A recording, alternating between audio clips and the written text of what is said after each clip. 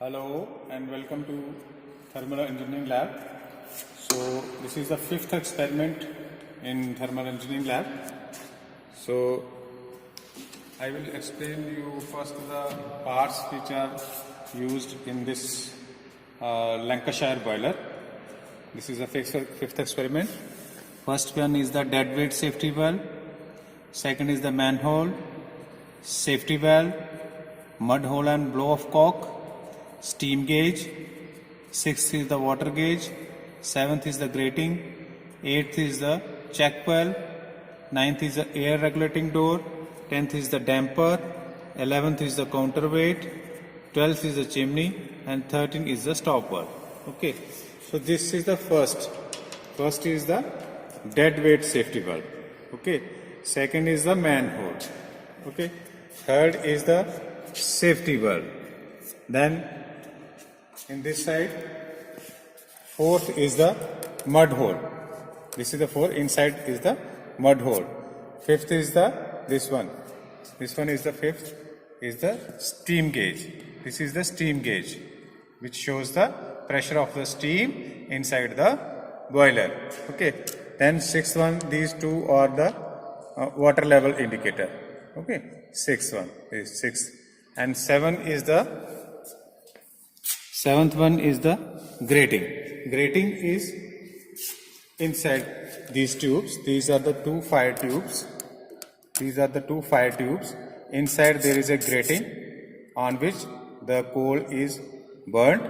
So after this, where the fuel is burned, there is a grating in both the tubes. Okay. So this is the seventh one, and eighth one is the this is the eighth one. This is the feed check valve. This one, eighth one, which supply the water to the boiler shell. Okay, this is the eighth one. This is the feed check valve. So ninth one is the air regulating doors. So these are the air regulating doors. These two are the air regulating door from where air is entered into the these tubes on the grating, which burns the fuel. Eighth one and ninth one, sorry, and then 10th is the dampers. So these are the dampers. These are the 10th one. This one is the dampers. These two dampers are fitted here. Okay. Then 12 is the chimney. So this is the chimney, and 13 is the stop valve. You can say steam stop valves. So I will explain you how it works. So first I will tell you something about this boiler.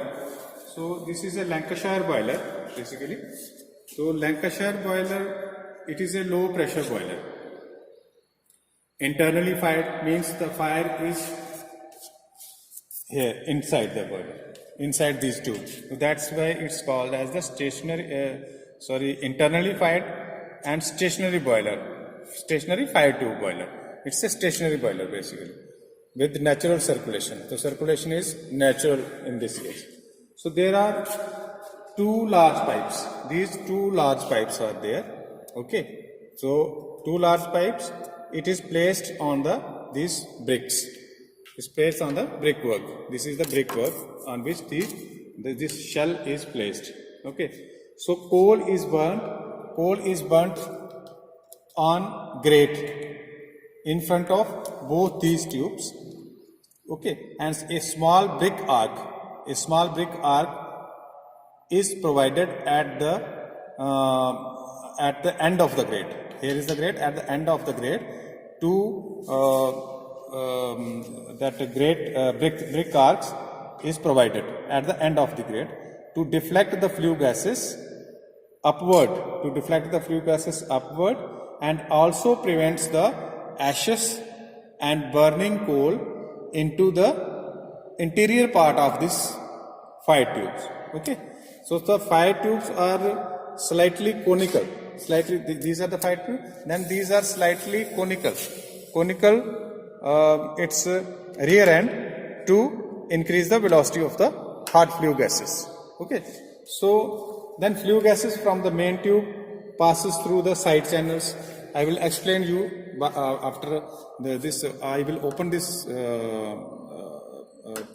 Open the Lancashire boiler, and then I will explain you how the flue gases flows from center, and then from the side, and then from the bottom. So these dampers are used to regulate the airflow. So, and this is the steam stop valve.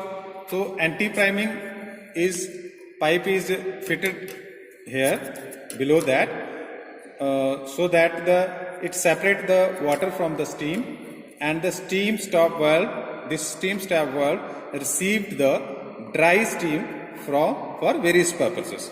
Okay, so there are this is a manhole from where man enters the boiler and clean it. So what are the advantages of this boiler? The advantages of this boiler it's simple in design, ease of operation, low easy replacement and maintenance, cost effective. Okay, so these are the advantages of this boiler. And what are the disadvantages? So boiler requires a large area, because it's approximately its diameter of this shell. This shell, its diameter is approximately 2 to 3 meter. Okay, and the length of this shell is approximately 8 to 10 meter. So that's why it's required large area. Okay, small steam production rate, and its efficiency is low. Okay, so these are the advantages and disadvantages of this Lancashire boiler. And finally, the application where it is used. So it drives the steam turbines, marines, locomotives, etc. And also it's used employed in the sugar mills and the textile mills. Okay, so this is the Lancashire boiler. Then I will show you now how it works. So I will open this and show you how it works.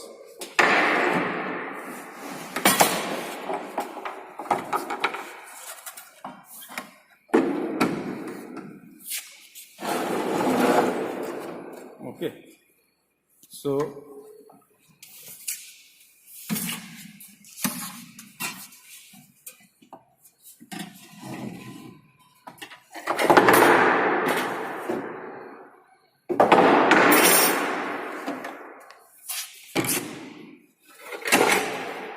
okay, let us see.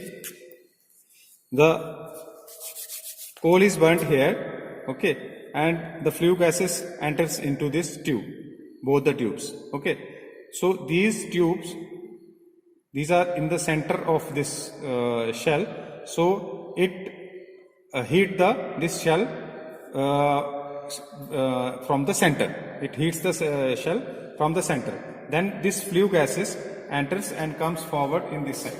So it comes in this side. Let us see. It comes in this side.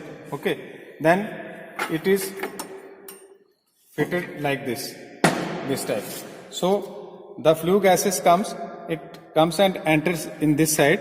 So you can see this side is closed. This side is closed, and second one, the side is also closed. So where the flue gases now go, it will comes and it enters below this shell.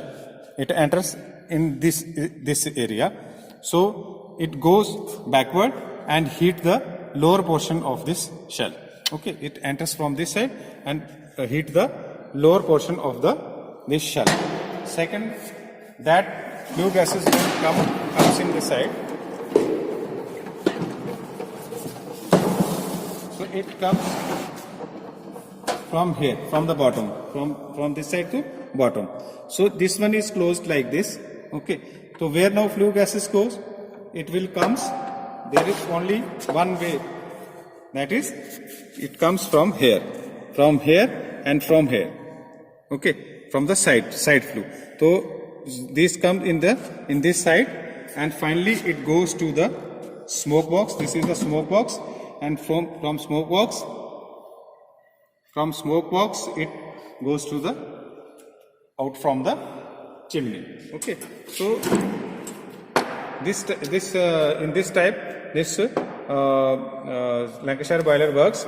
First it heat from the center, then from the lower portion, and then from the center portion, so that we can heat that shell properly, and we get the steam easily. So finally the steam comes here. So the steam at the top, and below this steam stop valve, that is the saturated steam. So we require the dry steam. So below that anti-prime pipe is used, which separate that water from the steam, and we get the dry steam from the steam stop valve for to use in the another purposes, for to operate that steam turbines, sugar mills, and extra. So this is the Lancashire boiler working. How it works, the Lancashire boiler. Thank you.